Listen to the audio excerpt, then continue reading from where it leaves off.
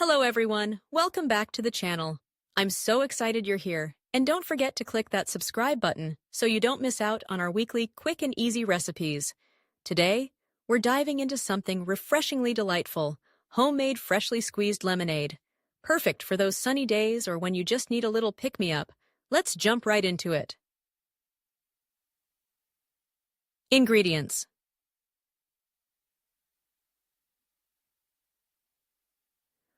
4 large lemons, 1 cup granulated sugar, 4 cups cold water, ice cubes, fresh mint leaves for garnish, optional.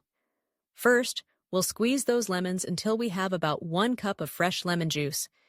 Then, in a pitcher, mix the lemon juice with the sugar until it's all dissolved. Add in the cold water, stir it up, and voila! Serve it over ice, and if you're feeling fancy, toss in some mint leaves for that extra pop of flavor. Cheers to a refreshing summer drink.